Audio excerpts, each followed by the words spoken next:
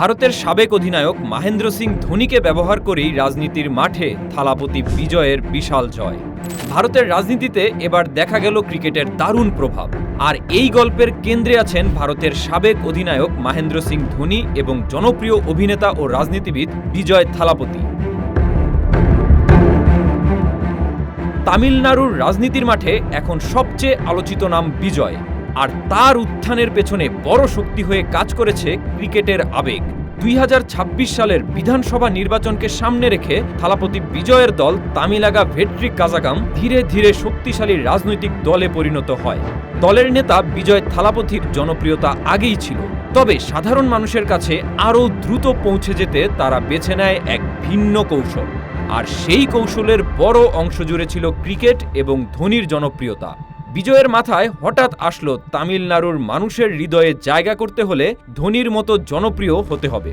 কারণ ভারতের এই রাজ্যে ধোনি শুধু একজন ক্রিকেটার নন, তিনি কোটি মানুষের আবেগের নাম।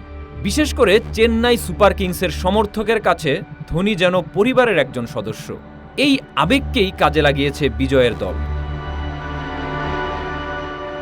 তাদের নির্বাচনী প্রতীক হল হুইসেল, আর এই হুইসেল শুনলেই মানুষের মনে পড়ে যায় চেন্নাই সুপার কিংসের বিখ্যাত স্লোগান হুইসেল পড়ু।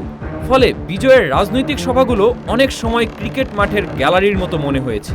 চারদিকে ছিল হলুদ রঙের ছড়াছড়ি, ছিল উচ্ছ্বাস আর স্লোগান। সবচেয়ে বেশি প্রভাব পড়েছে তরুণদের মধ্যে, যারা এতদিন মাঠে ধোনির জন্য চিৎকার করেছে, তারাই এখন ভোটের মাঠে বিজয়ের পক্ষে ফাটাচ্ছে। সহজ ভাষায় বললে ক্রিকেটের ভক্তরাই এখন রাজনীতির নতুন সমর্থক। অনেকেই বিজয়ের রাজনৈতিক যাত্রাকে ধোনির খেলার স্টাইলের সঙ্গে তুলনা করছেন। ধোনি যেমন চাপের মুহূর্তে ঠান্ডা মাথায় ম্যাচ জিতিয়ে আনতেন, তেমনি বিজয়ও ধীরে ধীরে নিজের অবস্থান শক্ত করেছেন। আর সেই কারণেই এখন তামিলনাড়ুর রাজনীতিতে সবচেয়ে আলোচিত নাম হয়ে উঠেছেন বিজয়। দেখা যাক এই থালাপতি ভবিষ্যতে ক্রিকেটের অধিনায়ক ধোনির মতো তামিলনাড়ুর ক্যাপ্টেন কুল হতে পারেন কিনা।